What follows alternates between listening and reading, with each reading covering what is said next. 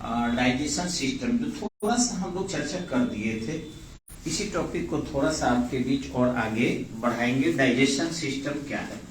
तो देखिए, कोई भी भोजन जब हम मुख में ग्रहण करते हैं तो मुख गुहा उस भोजन को, यानी माउथ कैविटी, उस भोजन को चबाता है, च्युइंग का काम करता है। इस च्युइंग के दौरान हमारी जो दांतें हैं उसको जैसे ही प्रेशर बनाती है, हमारे जो सलीवल ग्लैंड्स है उससे सलीवा निकलता है, यानी कि हमारे जो लार ग्रंथियां हैं उससे लार निकलते हैं। अब लार ग्रंथियां रियल में 6 होती है और 4 लार ग्रंथियां एक्टिव होती है, और कुछ लोगों की लार ग्रंथियां 2 ही एक्टिव होती है।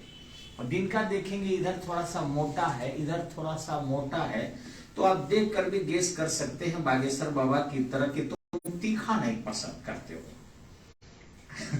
और वो सही होगा, जो तीखा खाने वाले हैं उनका यहाँ फूलता नहीं है।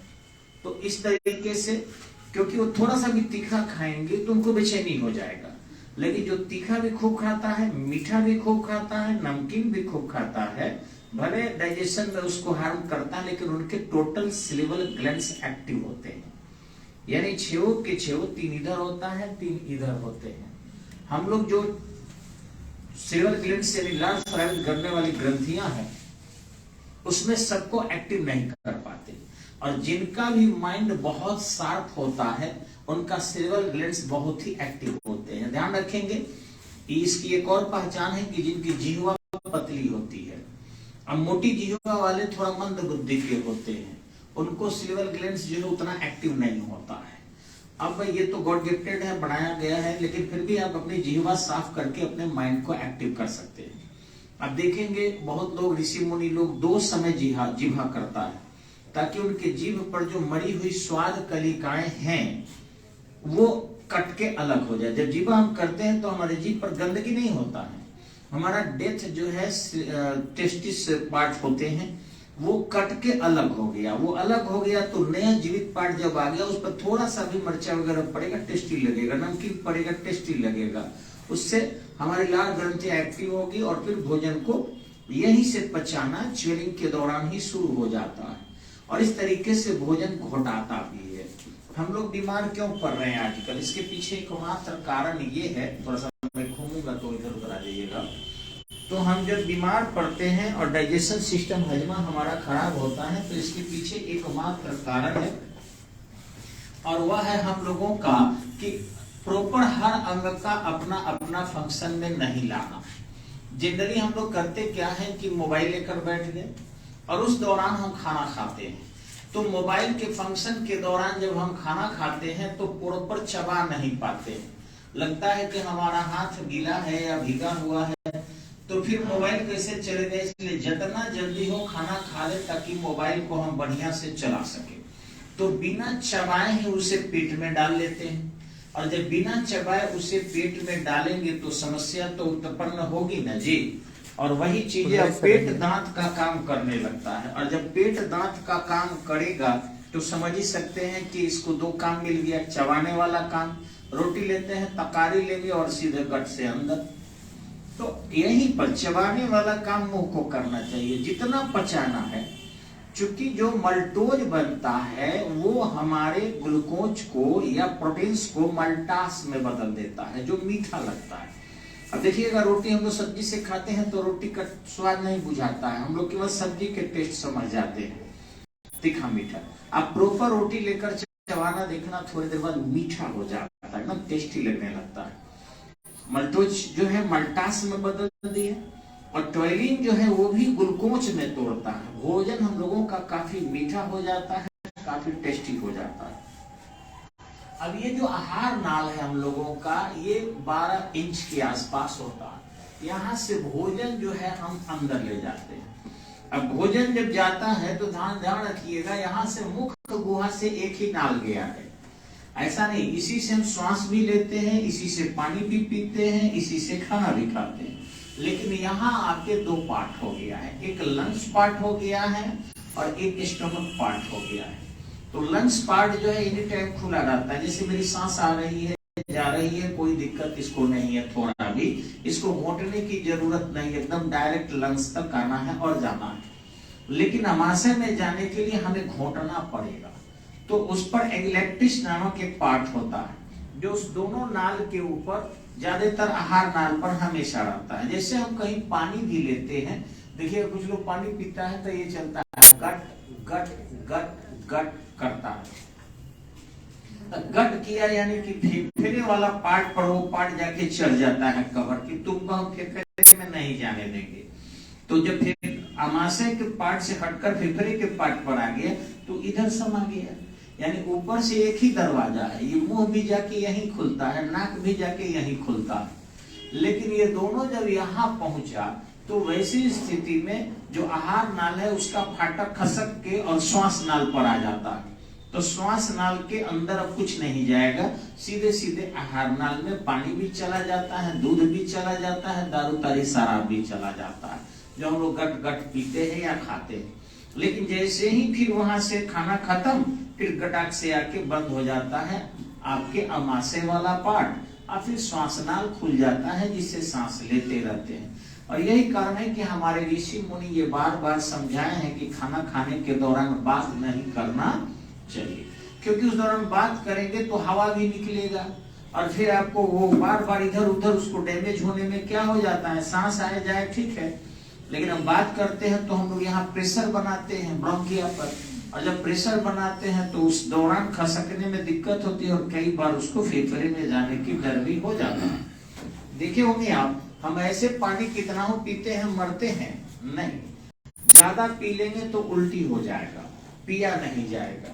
लेकिन डूब के जब हम मरते हैं तो लोग कहता है तनिए सब पानी रलो मर गई, तो तनिए सब पानी वो कहाँ जाता है कि अमाशय में नहीं, फेफड़े में।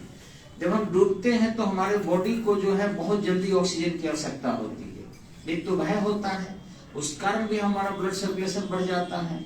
दूसरा हम वर्क करते हैं कि बाहर आए तो एनर्जी कंज्यूम ज्यादा होता है, कार्बन डाइऑक्साइड ज्यादा रिलीज करते हैं हम लोग, तो वो निकल गया बुलुक बुलुक बुलुक करके पानी के ऊपर। अब जल्दी से फेफड़े को पुनः ऑक्सीजन चाहिए और ऑक्सीजन मिल नहीं रहा है वायुमंडल से।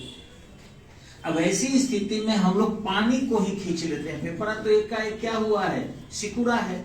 अब जब वो फैलेगा तो वैसी स्थिति में उसको बाहर से कुछ चाहिए, वही नाक से या मुंह से फेफड़े में पानी चला जाता है। फेफड़े में 50 ग्राम मात्र पानी चल जाए तो कोई जीवित नहीं बच सकता है, ये ध्यान रखेंगे। ऐसा देखा गया हमेशा ही।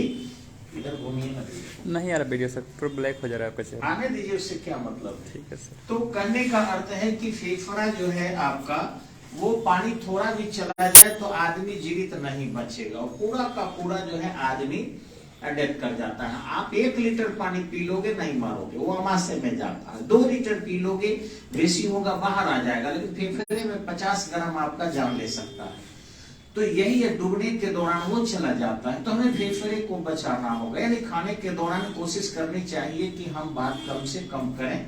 हाँ, कभी पूरी उड़ी घट जाए तो मान लीजिए अलग बात है, ये पूरी, ये बुनिया, वो जलेबी, ये अलग चीज है, लेकिन रोक कर इन्हें मुंह में लगौले गिलास तब मांग रहे हैं पूरी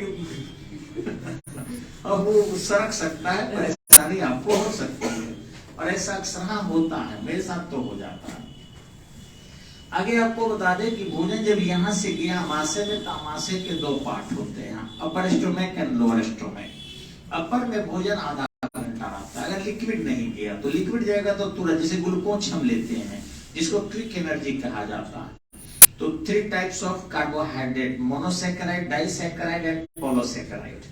तो मोनोसैकेराइड जो होता है आपका, वो ग्लूकोन डी होता है। ये जब गया तो ऊपरी आंत से सीधे निचली आंत में चला जाता है और अमाशय में, और अमाशय से तुरंत डियोडेनम होकर पेंक्रियाज होकर छोटी आंत में। अब छोटी आंत उसको चूसना शुरू करता है, ऑलरेडी वो बहुत ही मोनोसैकेराइड है, डाई नहीं है कि पचाना है। तो ऐसी स्थिति में होता क्या है कि वो सीधे अमाशय संसूचन कर लेता है, सॉरी स्मॉल इंटेस्टाइन, और ब्लड में भेज देता है, तो आपको ऊर्जा मिल जाती है। इसीलिए उसको, वही बादाम खा लीजिए आप, तो पॉलीसैकेराइड है। अब बादाम को जब तक अनेक एंजाइम्स नहीं डालेगा, पेप्सिन डालेगा, ट्रिप्सिन डालेगा, एलिप्सिन डालेगा, तब ना जी। अब मान लो आपको रुई में पानी डाल के दिया जाए, निचोड़ना है, ऐसे दाबोगे, ऐसे ही खड़ा कर दो, टप टप टप टप पानी चुएगा।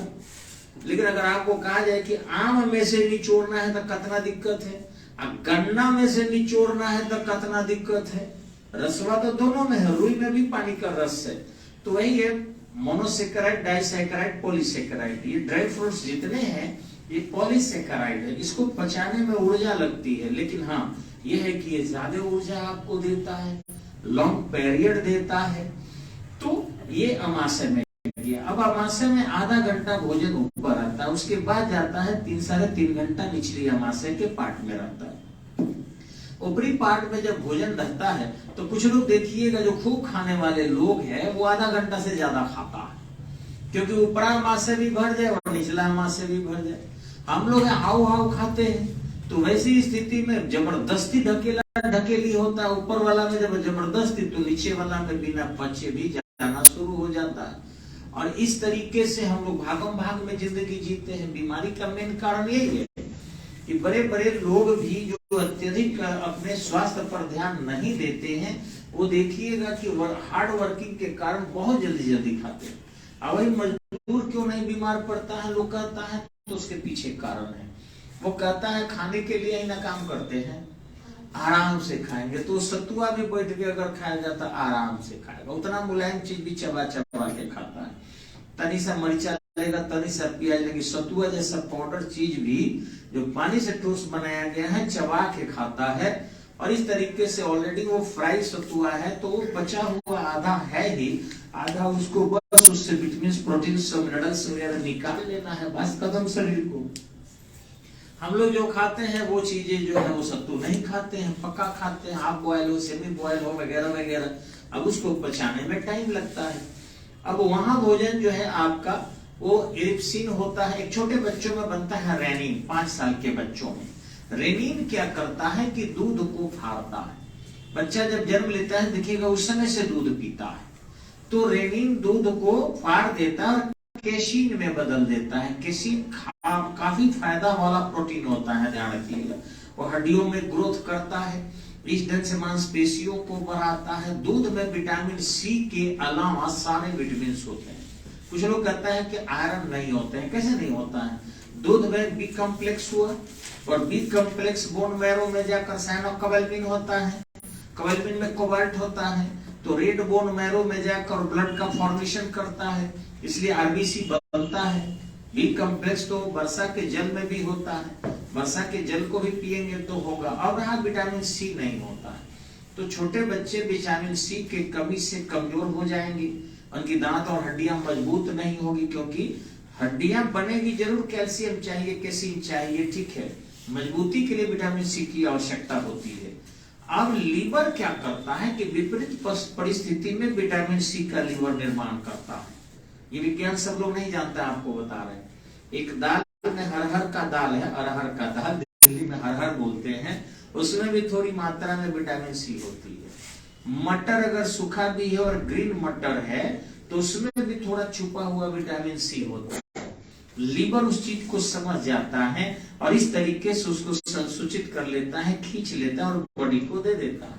स्टोर तो नहीं करता, क्योंकि vitamin C water soluble vitamin है, इसलिए शरीर में स्टोर नहीं होता, लेकिन वो बना लेता है। लीवर का बड़ा फंक्शन है हमारे डाइजेशन सिस्टम में, किसी चीज की कमी को और अधिकता को भांपने में मास्टर होता है। उस पर जबरन अब दारू व शराब व चाय वगैरह डालेंगे, तेलपक खाएंगे तभी लीवर डिस्टर्ब होता है, या नहीं लेंगे तब वो डिस्टर्ब हो जाता है लीवर। लेकिन अगर सिस्टमेटिक खाते हैं तो लीवर आपके डाइजेशन सिस्टम को कंट्रोल करने में अहम रोल अदा करता है। इसके बाद जो है आपका भोजन वहां से जो बड़े हम लोग हो जाते हैं तो हम लोगों के अंदर रेनिन बनना बंद हो जाता है, लेकिन तब हाइड्रोक्लोरिक अम्ल है जिसको हम लोग अमाशयिक रस यानी गैस्ट्रिक जूस बोलते हैं, वह दूध को फाड़ता है।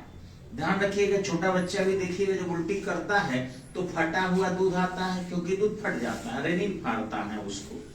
अब कई बार बच्चों को देखिएगा जब दूध पीता है तो दूध उसके ऊपरी भाग में ही रहते हैं, दूध निचले भाग में नहीं जा पाता है, क्योंकि पिलाने के दौरान हम लोग उसको उल्टा रखते हैं। बच्चा ऐसे सोया है तो वैसी स्थिति में उसका गया नहीं, तो डॉक्टर लोग राय देता है एकदम से कि अब थोड़े देर पीठ को यदि आप ठोक देते हैं तो डकार ले लेता है। डकार का मतलब है कि भोजन क्या हो गया, उसका ऊपरी अमाशय से निचली अमाशय में चला गया, तो उसके नाक मुंह वगैरह लंग्स में जाने का खतरा कम होता है। तो कई बार छोटे बच्चे मर जाते हैं, नवजात शिशु, कि लोग बोतल धरा दिया या अपना दूध धरा दिया, वो पी रहा है, पीते पीते उसका ऊपरी अमाशय का पार्ट भर गया और सुला दिए।